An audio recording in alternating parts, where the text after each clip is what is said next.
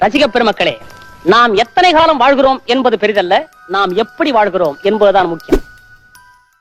The law of correspondence, தொடர்பு விதி. உங்களுடைய மனதிற்கும் இந்த உலகத்துக்கும் ஒரு தொடர்பு இருக்கு. உங்களுக்குள்ள எதை நீங்க உருவாக்குறீங்களோ அதுதான் இந்த உலகத்துல பிரதிபலிக்குது. இந்த உலகம், உங்களுடைய சிச்சுவேஷன், உங்களுடைய லைஃப் அப்படிங்கிறது ஒரு கண்ணாடி மாதிரி. நீங்க எதை உள்ளுக்குள்ள இருக்கீங்களோ, நீங்க என்ன விஷயத்த அனுமதிக்கிறீங்களோ அது வெளியே ரிஃப்ளெக்ட் ஆகுது. உங்களுக்குள்ள இருக்கக்கூடிய எண்ணம், உங்களுக்குள்ள இருக்கக்கூடிய உணர்வு நிலைகள், உங்களுக்குள்ள இருக்கக்கூடிய இந்த அறிவு, புத்தி, இதையெல்லாம் வச்சு தான் நீங்க வெளியில ஒரு செயல் வடிவத்தை கொடுக்குறீங்க.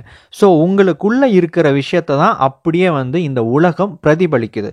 அப்போ உங்களுக்குள்ள இருக்கிற விஷயங்கள் அழகானா உங்களை சுற்றி இருக்கிற விஷயங்கள் அழகாகும்.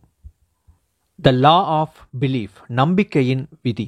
நீங்கள் எதை நம்புறீங்களோ அந்த விஷயத்தை உங்களால் உருவாக்கவோ அல்லது உங்களால் அதை அடையவோ முடியும். நீங்கள் ஒரு விஷயத்தை பார்க்கறதுனால நம்புறது கிடையாது.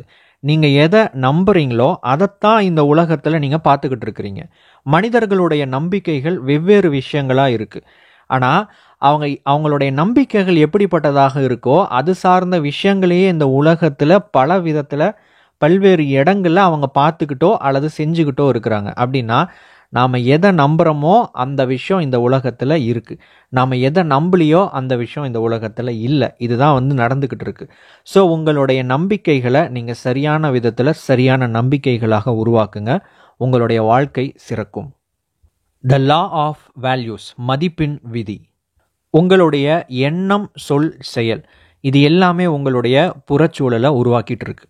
இப்போது இந்த எண்ணம், சொல், செயல் அப்படிங்கிறது எல்லாமே உங்களுடைய மதிப்பின் அடிப்படையில், அதாவது நீங்கள் எந்த அளவுக்கு ஒரு மதிப்பு உள்ள நபராக இருக்கிறீங்களோ அந்த அளவுக்கு தான் உங்களுடைய எண்ணமோ, உங்களுடைய சொல்லோ, உங்களுடைய செயல்களோ இருக்குது.